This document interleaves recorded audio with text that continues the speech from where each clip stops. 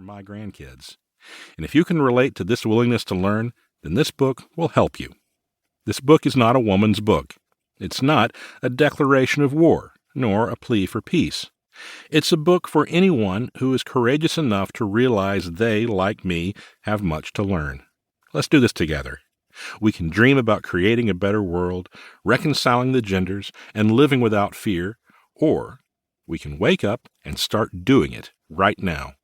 Let love, kindness, and truth be our greatest tools in the effort. I hope you will listen to this book with an open mind, an open heart, and an open hand. I know that if you do, you will learn to love from one of love's wisest teachers. And a life rooted in love, with a hand open to receive, is what it will take to move us toward what you might only have imagined to be a distant possibility. That might be what I like the best about this book, and its author. Danielle makes distant possibility seem like a no-brainer for today. She lives and breathes in the currency of what could be.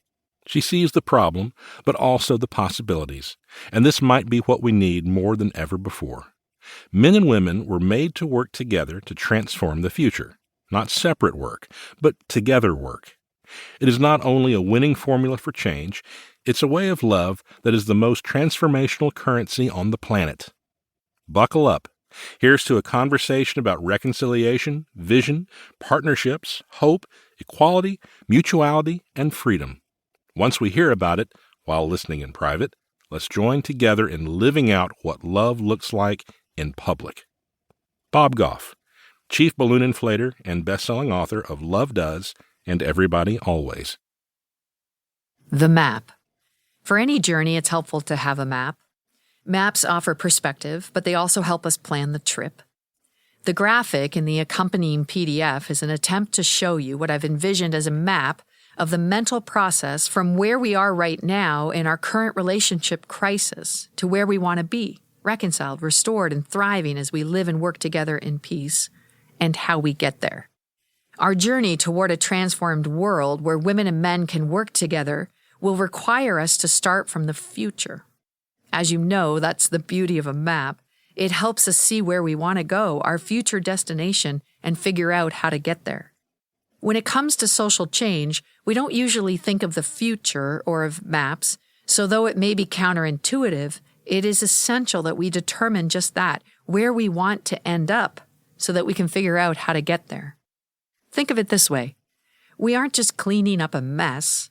We're building a new world. A world where we can embrace our differences, end oppression, and learn how to live and work together in harmony, prosperity, and peace. It occurred to me while I was mapping out this journey that everything we do right now is either a pullback from or a push toward a transformed future. There is no neutral ground. At the center of the map is a cross because, in all honesty, Jesus is the only sure way to get from here to there. He is the only hope we have for restoration. As we position ourselves at the cross, we will find we have the strength to push toward the future of a better world. If not, we will easily pull back even more into our present hopeless, deteriorating condition. Each of us faces this invitation personally, but I sincerely hope we hear it collectively. I have a hunch it'll be a helpful exercise to explore the push and pull of our current opportunity toward restored relationships. Like a workout regimen, there will be things to pay attention to, proper posturing, pacing, and new exercises that will get us in much better shape if we are intentional in our pursuit. I'd like to make some real progress, so be prepared for practical and applicable content, and don't be afraid to give it a try. But here's the deal. There is no magic bullet or fairy godmother who will fix this problem. It is up to us. We will shape the future by what we do or don't do right now. Are we willing to do the work required to change the trajectory of history? Are we willing to acknowledge where we are and where we want to go, and do we have the courage to take the steps necessary to move forward? These are questions that each of us and every community will need to answer for ourselves.